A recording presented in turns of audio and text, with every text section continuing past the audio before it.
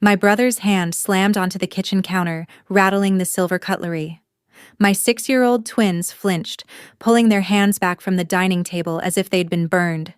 "Keep your hands off. Your mother should have fed you already," he roared. He snatched the plate of food away, throwing paper napkins at them, while his own son sat across the table, smugly opening expensive custom cake boxes. I looked over at my father, expecting him to intervene, but he just scoffed, took a sip of his coffee, and muttered, "Plan better next time, Sarah." The room grew deathly quiet. I looked my brother and father dead in the eye, my voice dangerously calm as I replied, "There won't be a next time." I grabbed my kids, walked out the door, and drove away. But they had no idea what I really left behind in that house. By midnight, my phone began to explode. Panic had officially set in. 88 missed calls. I lived my entire life believing that family was a safety net, a group of people who would always catch you when the rest of the world let you fall. My name is Sarah.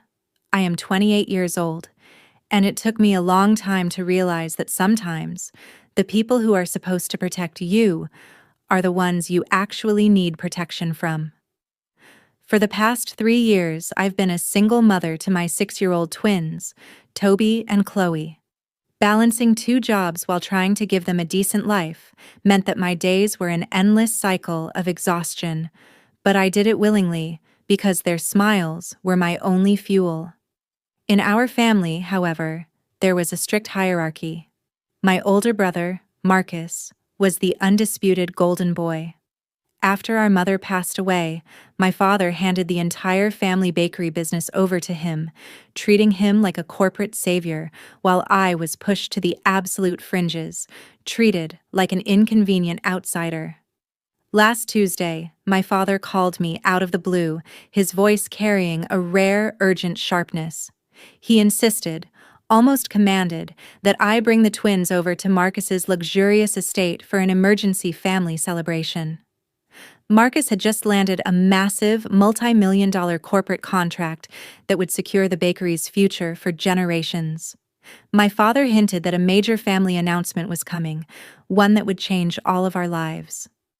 Despite the underlying tension, I wanted my children to share in their family's joy. I had no idea I was walking straight into a trap. The moment we pulled into Marcus's sweeping, circular driveway, a familiar knot of anxiety tightened in my stomach.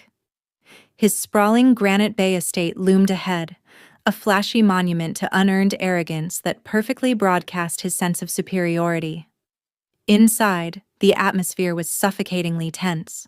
Marcus's wife, Vanessa, paced around the marble foyer, loudly bragging into her phone about her $600 hair highlights, while their sons aggressively tore open custom, Tier 1 catering boxes filled with gourmet pastries.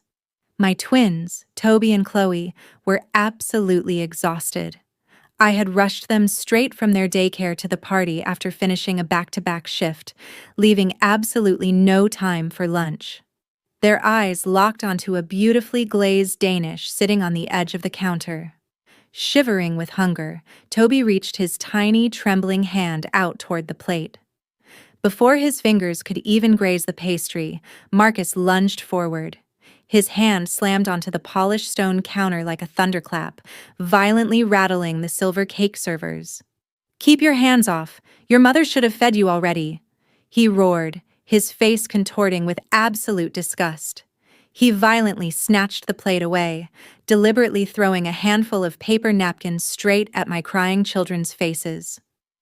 I froze, looking over at my father, desperately expecting him to defend his own grandchildren.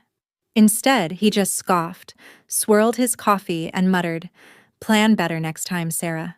The room grew deathly cold. Every ounce of unrequited love I held for them instantly died. I looked them dead in the eye, my voice dangerously calm. "There won't be a next time." I grabbed my sobbing kids and walked out. The heavy wooden door slammed shut behind us, cutting off the sound of Marcus's pretentious party.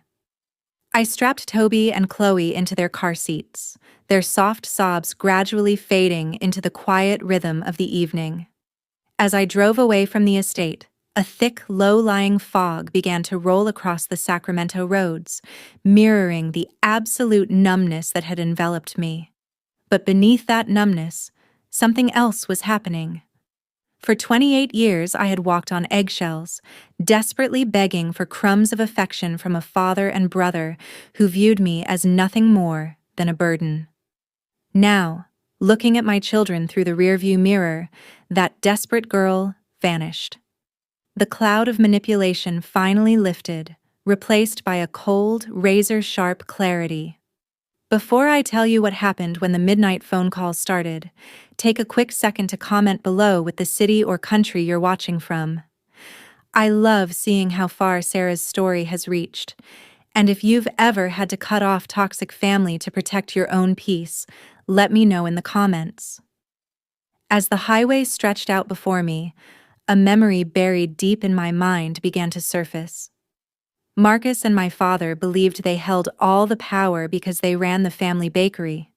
They legalistically controlled the brand, the kitchen equipment, and the grand corporate contracts. But there was one critical, monumental detail that their supreme arrogance had caused them to completely overlook. Marcus might have owned the business, but he didn't own a single inch of the land it sat on. 3 years ago, as my mother lay in her quiet hospital room during her final days, she pulled me close and slipped a small, cold brass key into my hand. She told me a secret that she had kept hidden from my father and Marcus for decades. The prime commercial lot in downtown Sacramento, the very ground where our family's highly profitable bakery had stood for 20 years, had been purchased entirely with her own private inheritance. She knew my father's reckless financial habits and Marcus's unchecked greed, so she had placed the property deed into a private, ironclad trust. The terms were absolute. The land belonged solely to me, legally maturing the exact day I turned 28. Marcus and my father were so blinded by their own superiority that they genuinely believed the property was a general estate asset under their complete control. They never bothered to check the foundational paperwork. My 28th birthday had passed just last week, meaning the deed was now officially registered under my name.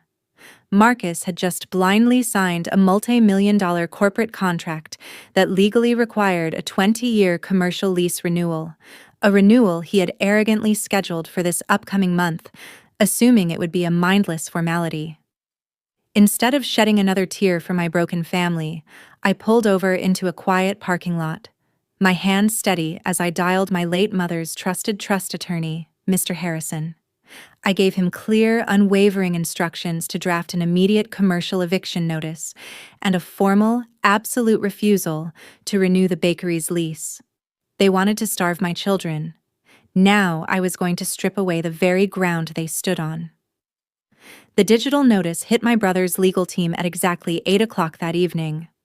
By the time I finished tucking Toby and Chloe into their beds, kissing their foreheads, and walking down to the kitchen to pour myself a hot cup of chamomile tea, the storm had officially crossed the horizon.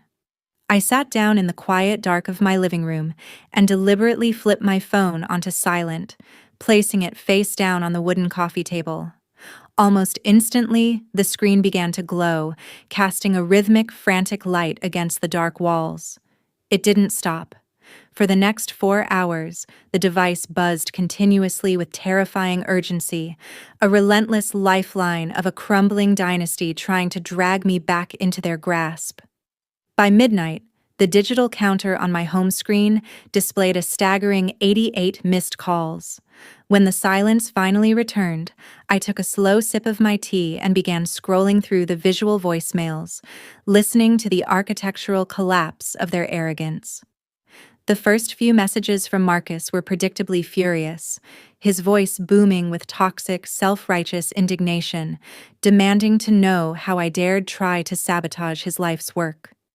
But as the hours ticked by, the tone shifted drastically. The anger evaporated, replaced by a raw, weeping panic that I had never heard from the Golden Boy before. The final voicemail was from my father, his voice trembling and entirely stripped of his usual condescending bite. "Sarah, please!" He practically begged, the background noise echoing with Marcus's muffled, frantic shouting. "We are family. The banks are threatening to call in all our equipment loans if we lose this location. This contract is everything. You will completely ruin us." I locked the screen, the darkness swallowing the room once again. They hadn't cared about ruining my children's dignity, and I felt absolutely no guilt watching theirs burn. The next morning, the heavy glass doors of Mr. Harrison's office clicked shut behind me, sealing out the humid Sacramento air. Marcus and my father were already trapped in the lobby, pacing the floor like caged animals. The absolute contrast to the night before was staggering. Their designer suits were wrinkled, their hair was disheveled, and the supreme arrogance that usually defined their posture had completely vanished, leaving behind two desperate, broken men. As Mr. Harrison led us